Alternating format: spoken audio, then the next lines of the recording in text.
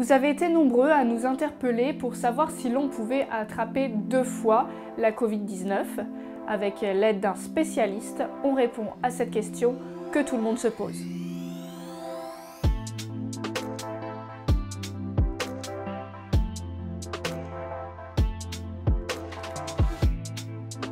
En théorie, quand on contracte un virus, on développe des anticorps protecteurs qui nous assurent une immunité.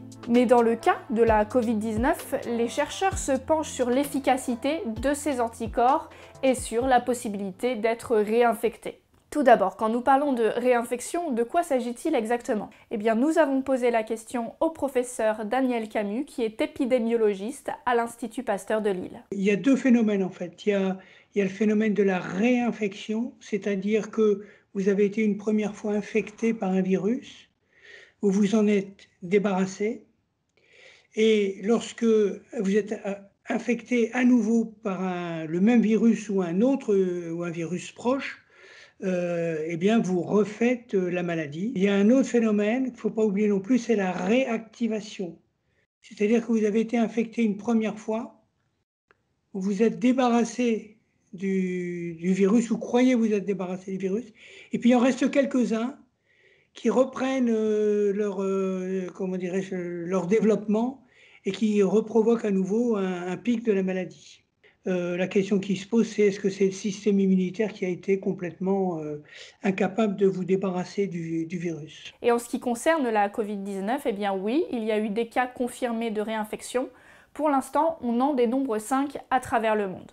Alors, 5 cas, ça pourrait paraître une goutte d'eau parmi les millions de personnes infectées par la Covid-19 à travers le monde, mais en fait, bien plus de personnes pourraient être concernées par cette réinfection.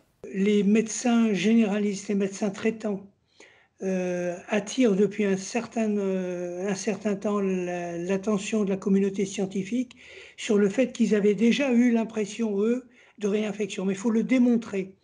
Et la seule démonstration qui a été apportée aujourd'hui, c'est par les 5 cas auxquels vous faites allusion. On a cherché à comprendre un peu ce qui avait pu se passer. C'est dû au fait peut-être que leur système immunitaire a mal reconnu le virus, parce que le virus ne se laisse pas attaquer non plus, reste pas, je vais dire, inerte quand on l'attaque, hein. Lui, il se défend, il va aller se protéger, il va essayer d'éviter la réponse immune, il va éviter de se faire détruire.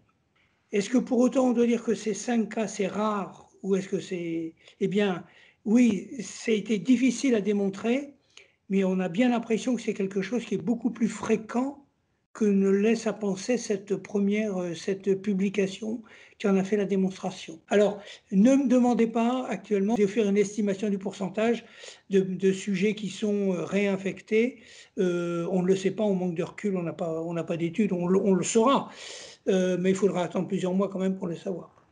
C'est pas parce qu'on a été infecté qu'on peut se dire: «Allez, ça y est, j'embrasse tout le monde, je fais des petits câlins, je peux sortir sans masque». Non, faut pas. Ce qui inquiète les chercheurs, c'est aussi le court laps de temps qui intervient entre la première et la seconde infection. D'autre part, des patients n'ont pas de symptômes quand ils contractent la Covid-19, on dit qu'ils sont asymptomatiques. Du coup, évidemment, il est bien plus compliqué de les repérer et de les diagnostiquer s'il s'agit d'une réinfection. Cela pose en tout cas une question importante, celle de l'immunité collective. Pour rappel, l'immunité collective, c'est atteindre un nombre assez élevé de personnes qui ont contracté le virus et qui sont donc immunisées, protégées, et qui par conséquent empêchent le virus de circuler, virus qui finit par s'éteindre. Alors, cette immunité collective est-elle possible si on peut attraper ce virus plusieurs fois ? L'immunité collective sera difficile à obtenir. Il faut se rendre compte d'ailleurs qu'actuellement, on estime qu'il y a à peu près en France plus d'1 million de personnes qui ont été infectées. On est quelque chose comme 65 millions sur le territoire. Donc ça ne peut pas donner une immunité collective de toute façon, puisque on estime qu'il faudrait au moins 60% de la population ait développé une immunité pour empêcher le virus de circuler. Donc là, on en est loin, hein. On en est très loin. Autre question, celle du vaccin.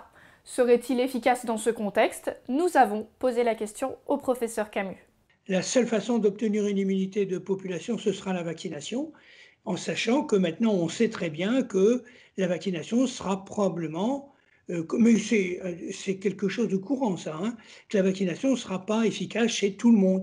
C'est-à-dire il n'y a pas une efficacité de l'ordre de 100. Mais ça, c'est valable pour tous les vaccins. Mais là, ce sera peut-être plus marqué. On ne le sait pas pour le moment. Pour retrouver toutes nos infos sur le virus et le confinement, rendez-vous dans les pages de La Voix du Nord et sur le site internet www.lavoixdunord.fr. Quant à moi, je vous dis à très bientôt pour répondre aux questions que tout le monde se pose.